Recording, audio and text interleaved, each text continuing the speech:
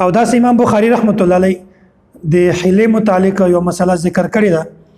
وایي چې کله د داسې مقامات په هغه کې د شریعت منشا دا نه ختم کیږي یا په یو وخت کې حیله کول دا جایز عمل ده. چې کله د شریعت منشا دا ختم کیږي بیا خو جایز نه ده. خدا سے مقامات په هغه کې د شریعت مقصد د شریعت حکم منشا دا نه خرابېږي په یو وخت کې حیله کول دا جایز دی. امام بخاری رحمت الله علیه هم دا خبره ثابتوي چې حیله جایز ده. او نبی علیه الصلاه والسلام دا حدیث ذکر کړی دا حضرت ابو سعید خدری او حضرت ابو هريره رضی الله تعالی عنهما دا د نبی علیه الصلاه والسلام حدیث ذکر کړی دا چې نبی علیه الصلاه والسلام بنی عدی انصاری یو سړی د خیبر عامل جوړ بیا دوی په هغه وخت کې ډېرې ښې کجورې راوړلې. نبی علیه الصلاه والسلام ورته وفرمایل چې دا د خیبر ټولې کجورې دغه شکل باندې دي ټولې دغسې دي. بیا دوی ورته چې یا رسول الله نه داسې خو نه دي بلکې داسې دي چې مونږ ردي یعنی کمزور داسې کجورې چې هغه اعلی ښې کوالټۍ والې نه وي مونږ هغه 2 ساعه ورکو د هغې په بدله کې مونږ 1 ساعه کجورې اخلو ښې کجورې اخلو. 2 ساعه چې کومه دي هغه مونږ خرابې کجورې ورکو کمزورې کجورې ورکو او 1 ساعه چې کومه ده هغه مونږ ښې کجورې اخلو. بیا نبی علیه الصلاه والسلام ورته تاسې داسې مه کوئ ځکه دا جنس یو ده او جنس چې کله یو شي په دې کې برابري ضروري ده. که تاسې کمی او بیشي وکړئ بیا په دې کې سود راځي.